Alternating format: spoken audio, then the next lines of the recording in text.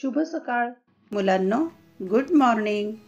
आज आपण अर्थशास्त्र इयत्ता 12वी हा विषय अभ्यासाला घेतलेला आहे. आणि या पुस्तकामधील आपलं प्रकरण क्रमांक 3B मागणीची लवचिकता, इलॅस्टिसिटी ऑफ डिमांड हे संपलेलं आहे. मग आज आपण काय अभ्यासणार आहोत? तर आज आपण या प्रकरणावरील स्वाध्याय सोडवणार आहोत. स्वाध्याय सोडवायचा का घेतलाय? तर उत्तरपत्रिकेमध्ये प्रश्नांची उत्तरं कशी लिहायची, कृती कशी सोडवायची याचा अभ्यास इथे तुमचा होईल. म्हणून काळजीपूर्वक व्हिडिओ पहा. चला तर प्रश्न कशा प्रकारचे असतील, कृती कशा सोडवायच्या ते पाहू. प्रश्न पहिला, खालील विधाने पूर्ण करा. 1. रेषीय मागणी वक्रावरील क्ष अक्षावर असलेली मागणीची किंमत लवचिकता टिंबटिंब दिलेला आहे आणि पर्याय 4 दिलेले असतील. अ 0, ब 1, क अनंत आणि ड एकापेक्षा जास्त लवचिकता. आता आपण रेषीय मागणी वक्रावर जे बिंदू घेतलेले आहेत त्या बिंदूंच्या मध्ये क्ष अक्षावर असणारी किंमत लवचिकता म्हणजे तिथे असते 0. मग उत्तर येईल 0. मग तुम्ही विधान लिहायचं आहे आणि पुढे असं जे उत्तर आहे ते लिहायचं आहे. पुढचं विधान आता आपण पाहूया. विधान क्रमांक 2. रेषीय मागणी वक्रावरील य अक्षावर असलेली मागणीची किंमत लवचिकता. पर्याय दिलेले आहेत 0, 1, अनंत आणि एकापेक्षा कमी लवचिकता. आता आपण य अक्षावर असणारी लवचिकता, क्ष अक्षावर जर 0 असेल तर य अक्षावर आहे अनंत, म्हणून उत्तर येणार आहे अनंत. विधान लिहायचं आहे आणि मग पर्याय उत्तराचा लिहायचा आहे.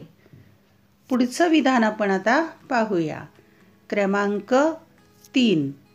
क्ष अक्षास समांतर असलेला किंमत लवचिकतेचा मागणी वक्र. क्ष अक्षाला समांतर म्हणजे आडवा. आपण आता पर्याय पाहू. संपूर्ण लवचिक मागणी, संपूर्ण अलवचिक मागणी, जास्त लवचिक मागणी आणि कमी लवचिक मागणी. क्ष अक्षाला आडवा समांतर वक्र म्हणजे किंमत कायम किंवा किंमतीत अल्प बदल, परंतु मागणीत अधिक किंवा प्रचंड बदल असतो, त्यालाच म्हणतात संपूर्ण लवचिक मागणीचा वक्र. क्ष अक्षाला समांतर असतो. पुढचं विधान पाहूया आपण. क्रमांक आहे 4. किमतीतील बदलापेक्षा जेव्हा मागणीतील बदलाचे प्रमाण जास्त असते तेव्हा असणारा मागणीचा वक्र टिंबटिंब. पर्याय दिलेले आहेत पसरट, तीव्र उताराचा, आयताकृती परिवलयाचा, समांतर. आता किमतीतील बदल कमी आहे पण मागणीतील बदल जास्त आहे, अक्ष अक्षाकडे असणारा बदल जास्त आहे, तेव्हा मागणीचा वक्र कसा होईल? थोडासा पसरट, म्हणून उत्तर आहे पसरट. पुढील विधान आता आपण पाहूया. क्रमांक 5. ईडी बरोबर 0 म्हणजे इलॅस्टिसिटी ऑफ डिमांड 0, 0 कोणत्या वस्तूंच्या बाबत असते? हा अनुभव येणाऱ्या वस्तू. उदाहरण दिलेलं आहे पर्याय सुखसोयीच्या, सर्वसाधारण, जीवनावश्यक, अत्यावश्यक. 0 लवचिकता केव्हा असते? तर आवश्यक किंवा जीवनाला आवश्यक वस्तूंच्या बाबत किंमत बदलली तरीही त्या वस्तूंची खरेदी करावीच लागते, मागणी अलवचिक असते, म्हणून उत्तर येणार आहे जीवनावश्यक. जीवनावश्यक वस्तूंची मागणी अलवचिक म्हणजे 0, म्हणून उत्तर जीवनावश्यक. पुढील प्रश्न आता आपण घेऊया. प्रश्न क्रमांक आहे 2. योग्य अर्थशास्त्रीय पारिभाषिक शब्द सुचवा. खाली आता काही विधानं दिलेली असतील आणि त्याला योग्य असा अर्थशास्त्रातला पारिभाषिक शब्द सुचवायचा आहे. फक्त उत्पन्नातील बदलाचा परिणाम म्हणून मागणीत घडून येणारा बदल. आता आपण ओळखू तो कोणता आहे. 2. एका वस्तूच्या किमतीतील बदलाचा अन्य वस्तूंच्या मागणीत घडून येणाऱ्या बदलाचा परिणाम. 3. किमतीतील बदलांमुळे वस्तूच्या मागणीत घडून येणारा बदल. 4. मागणीतील अनंत बदलामुळे होणारी लवचिकता. आणि 5. किमतीतील शेकडा बदलाच्या प्रमाणा इतकीच वस्तूच्या मागणीत शेकडा बदल घडवणारी लवचिकता. आता आपण पहिलं उदाहरण घेऊ. फक्त उत्पन्नातील बदलाचा परिणाम म्हणून मागणीत घडून येणारा बदल. मग त्यालाच आपण मागणीची उत्पन्न लवचिकता म्हटलेलं आहे. मागणीची उत्पन्न लवचिकता ही संकल्पना आहे की ती फक्त उत्पन्नातील बदलाचा परिणाम मागणीवर कसा घडून येतो त्याचा अभ्यास केला जातो, म्हणून मागणीची उत्पन्न लवचिकता. दुसरं विधान आहे एका वस्तूच्या किमतीतील बदलाचा अन्य वस्तूंच्या मागणीत घडून येणाऱ्या बदलाचा परिणाम. म्हणजे एका वस्तूची किंमत बदलली तर दुसऱ्या वस्तूची मागणी बदलते. यालाच आपण म्हटलेलं आहे मागणीची छेदक लवचिकता. आणि ती पर्यायी वस्तू, पूरक वस्तू यांच्या बाबत दिसून येते. 3. किमतीतील बदलांमुळे वस्तूच्या मागणीत घडून येणारा बदल. किंमत बदलली की वस्तूची मागणी बदलते. हीच आपण अभ्यासलेली आहे मागणीची किंमत लवचिकता. म्हणून इथे पारिभाषिक शब्द येईल मागणीची किंमत लवचिकता. 4. मागणीतील अनंत बदलामुळे होणारी लवचिकता. अनंत बदल याचाच अर्थ काय? संपूर्ण लवचिक मागणी. आणि 5. किमतीतील शेकडा बदलाच्या प्रमाणा इतकीच वस्तूच्या मागणीत शेकडा बदल घडवणारी लवचिकता. म्हणजे किमतीत जेवढा शेकडा बदल झालेला आहे तेवढाच मागणीत जर शेकडा बदल होत असेल तर ती संकल्पना आहे एकक लवचिक मागणी. मागणीची एकक लवचिकता. अशा प्रकारे विधान दिलेलं असेल आणि त्या विधानाला पूरक योग्य असा पारिभाषिक शब्द आपण सुचवायचा आहे. एक गुणांच्यासाठी असे वस्तुनिष्ठ प्रश्न येतात. पुढचा प्रश्न आता आपण पाहूया. प्रश्न क्रमांक आहे 3. खालील सहसंबंध पूर्ण करा. 5 विधानं दिलेली आहेत आणि काही चौकटी रिकाम्या दिलेल्या आहेत, त्या शोधायच्यात. रिकामी जागा आपण आता तिथे भरूया. सहसंबंधाची जागा आहे ती. 1. संपूर्ण लवचिक मागणी. त्याचं सूत्र काय आहे? ED बरोबर सिग्मा किंवा 8 उलटा आकडा आडवा केला तर ते चिन्ह अनंत. संपूर्ण लवचिक मागणी म्हणजे अनंत. तर इथे ED बरोबर 0 दिला आहे आणि एक रिकामा चौकोन दिलेला आहे. तिथे काय येणार आहे? लवचिकच्या विरुद्ध संपूर्ण अलवचिक मागणी. मग तिथे वक्र कसा? अलवचिक मागणी म्हणजेच किती असते? 0. ती असते क्ष अक्षावर आणि संपूर्ण लवचिक य अक्षावर. दुसरं विधान परिवलयाचा मागणी वक्र रिकामी चौकट.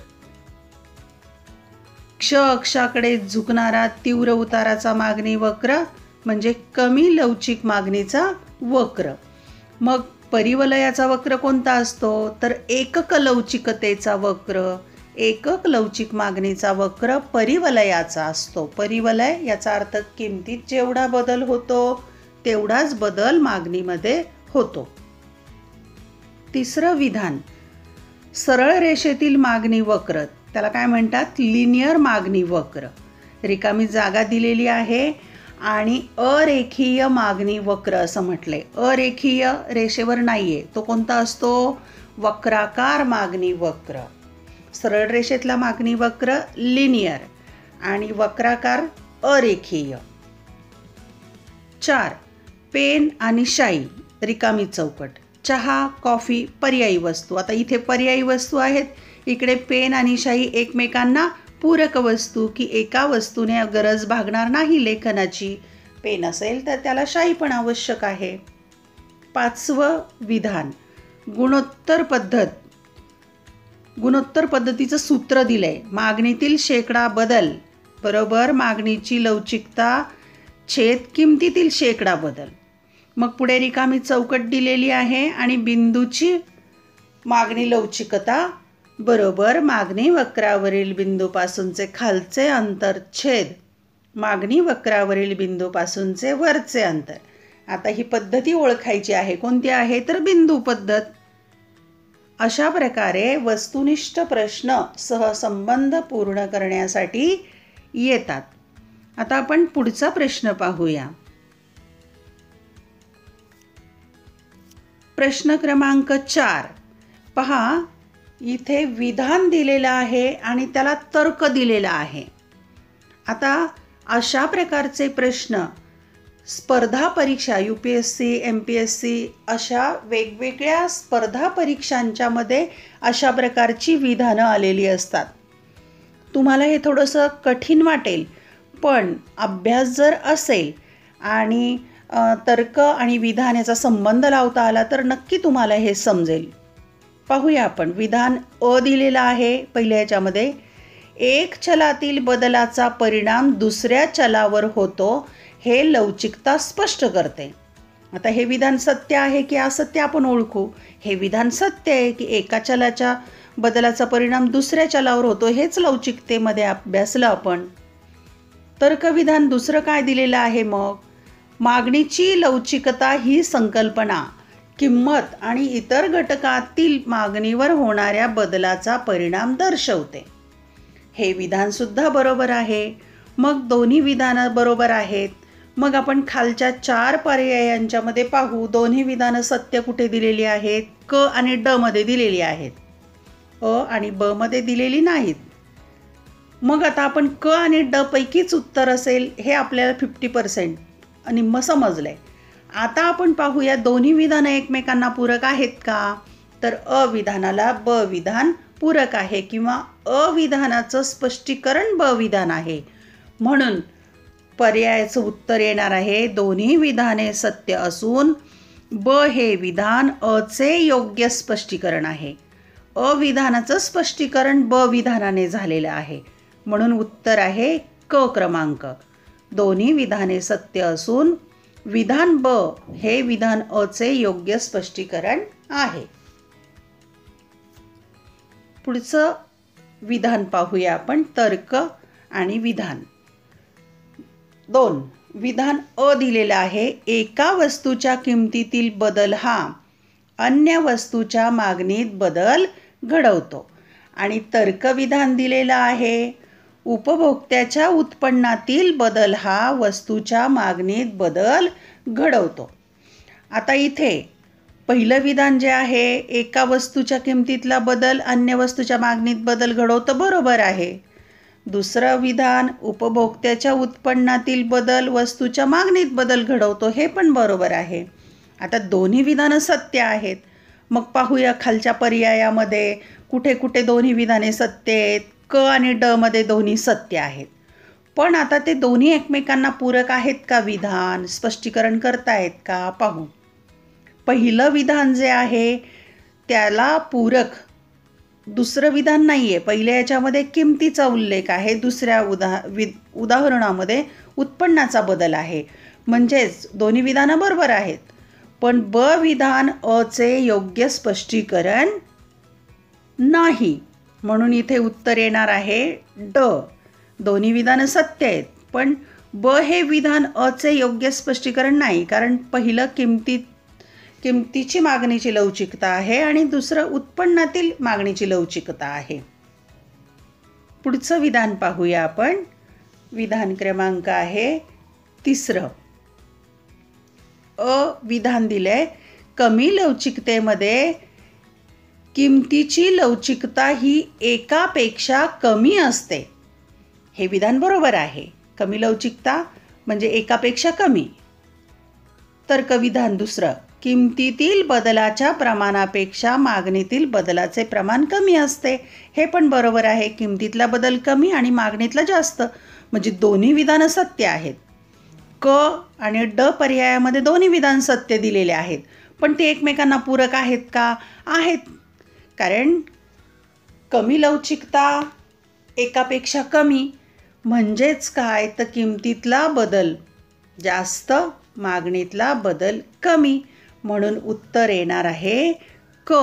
दोन्ही विधाने सत्य असून ब हे विधान अचे योग्य स्पष्टीकरण आहे. पुढचा प्रश्न आपण घेऊया. प्रश्न क्रमांक आहे 5. फरक स्पष्ट करा. आता या प्रकरणामध्ये फरक स्पष्ट करण्यासाठी दिलेले आहेत. 2-2 गुणांच्यासाठी फरक असेल, तुम्ही 2 किंवा 3 मुद्दे लिहा. 5-7 मुद्दे लिहिले तरीही तुम्हाला 2च गुण मिळणार आहेत. मग तुम्हाला लेखनाला वेळ पुरणार नाही, म्हणून 2, फार तर 3रा फरकाचा मुद्दा लिहू शकता. 1. अधिक लवचिक मागणी आणि कमी लवचिक मागणी. मग याच्यामध्ये तुम्ही दोन्ही मागणीचा अर्थ लिहायचा आहे. नंतर लवचिकतेचं मूल्य स्पष्ट करू शकता किंवा दोन्ही भागामध्ये 2 आकृत्या काढू शकता. तुम्हाला 2 गुण पैकीच्या पैकी मिळतील.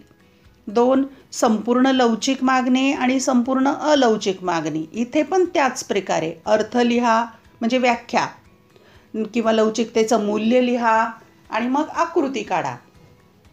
2 पैकी 2 गुण मिळतील. पुढे मागणीची उत्पन्न लवचिकता आणि छेदक लवचिकता. इथे पण अर्थ लिहा, नंतर सूत्र लिहा, म्हणजे तुम्हाला 2 गुण मिळतील. पुढचा प्रश्न आता आपण घेऊया. प्रश्न क्रमांक आहे 6. खालील प्रश्नांची उत्तरे लिहा. आता हे जे प्रश्न आहेत, या प्रश्नांचा आपण पूर्वी अभ्यास केलेला आहे. मागणीची लवचिकता निर्धारित करणारे घटक अभ्यासलेत, एकूण खर्चही अभ्यासलेला आहे आणि लवचिकतेचं महत्त्वही स्पष्ट केलेलं आहे. जर 4 गुणांच्यासाठी हे प्रश्न आले तर मुद्दे लिहायचे आणि 5 किंवा 6 मुद्द्यांचं स्पष्टीकरण करायचं. आणि 8 गुणांच्यासाठी जर आला तर मग संपूर्ण मुद्दे आणि व्यवस्थित सगळं स्पष्टीकरण करायचं आहे. मोठे किंवा लहान अशा ठिकाणी हे प्रश्न जाऊ शकतात, दीर्घोत्तरी किंवा लघुत्तरी. आता आपण पुढचा प्रश्न घेऊया. प्रश्न क्रमांक आहे 7. खालील आकृतीचे निरीक्षण करा आणि प्रश्नांची उत्तरे लिहा. आकृती दिलेली आहे, त्याचं निरीक्षण करायचं, कोणता प्रकार आहे तो ओळखायचा आहे. आता पाहू. पहिल्या आकृतीमध्ये अ आणि य अक्षाला उभा असा मागणीचा वक्र दिलेला आहे. तो असतो संपूर्ण अलवचिक मागणीचा वक्र, य अक्षाला समांतर. दुसऱ्या आकृतीमध्ये वक्र दिलेला आहे, अ आणि क्ष अक्षाला वक्र समांतर दिलाय. तो असतो संपूर्ण लवचिक मागणीचा वक्र, की किमतीत बदल नाही किंवा अल्प बदल, पण मागणी पूर्ण बदलते, जास्त बदल होतो, म्हणून संपूर्ण लवचिक मागणीचा वक्र. तिसऱ्या आकृतीमध्ये क1 किमतीतला बदल, ब1 मागणीतला बदल समान आहे, सारखं अंतर आहे. परिवलयाचा वक्र जो असतो तो आहे एकक लवचिक मागणीचा वक्र. चौथ्या आकृतीमध्ये क1 हे प्रमाण किमतीचं फार कमी आहे, पण ब1 हे मागणीचं प्रमाण जास्त आहे, म्हणजे पसरट असा वक्र असतो तो जास्त लवचिक मागणीचा वक्र. अशा प्रकारे आकृती दिलेली असेल, निरीक्षण करायचं आणि प्रश्नांची उत्तरं लिहायची. पुढचा प्रश्न आता आपण पाहूया. त्यामधलाच दुसरा आकडा घेतलेला आहे. आकृतीमधील म रेषीय मागणी वक्र आहे. आकृतीच्या आधारावर खालील विधाने सत्य की असत्य ते लिहा. त्याची कारणे स्पष्ट करा. आता इथे रेषीय मागणी वक्रावर बिंदू दिलेले आहेत आणि ते कोणते आहेत, सत्य की असत्य ते ओळखायचं आहे, पण त्याचं कारण स्पष्ट करायचं आहे. म्हणजे हे 2 गुणांच्यासाठी येईल. 1 गुणांच्यासाठी सत्य असत्य ओळखायला आणि कारण लिहायला 1 गुण येईल. मग आता आपण पाहूया की कसं स्पष्टीकरण दिलेलं आहे दोन्हींचं. म 3 या बिंदूवर मागणी अधिक लवचिक आहे. हे उदाहरण असत्य आहे. अधिक लवचिक नाही, तर उलट ती कमी लवचिक आहे. त्याचं कारण असं की म 3 बिंदूपासून क्षकडे अंतर थोडं आहे आणि म 3 बिंदूपासून य अक्षाकडे अंतर जास्त आहे, म्हणून हे विधान असत्य आहे. दुसरं विधान पाहूया आपण. म1 या बिंदूवर मागणी एकक लवचिक आहे. हे विधान सुद्धा असत्य आहे, कारण म1 बिंदूपासून क्ष अक्षाकडे अंतर पाहिलं तर ते खूप जास्त आहे आणि म1 पासून आपण जर वरच्या बिंदूकडे गेलो तर ते अंतर कमी आहे, म्हणजे समान अंतर नाही आहे. एकक लवचिकता समान असते, किंमत आणि मागणीतला बदल समान असतो, म्हणून विधान असत्य. तिसरं विधान पाहूया. म2 या बिंदूवर मागणी कमी लवचिक आहे. म2 या बिंदूवर मागणी कमी लवचिक आहे, हे पण विधान असत्य आहे, कारण एकक लवचिक मागणी म1 बिंदूवर आहे, म2 बिंदूवर नाही. शेवटचं विधान. म या बिंदूवर मागणी संपूर्ण लवचिक आहे, आणि हे विधान मात्र बरोबर आहे, कारण तिथे जीवनावश्यक वस्तूंची मागणी संपूर्ण अलवचिक असते 0 आणि संपूर्ण लवचिक असते म बिंदूवर. अशा प्रकारे दिलेल्या बिंदूवर मागणीची लवचिकता ओळखता येते.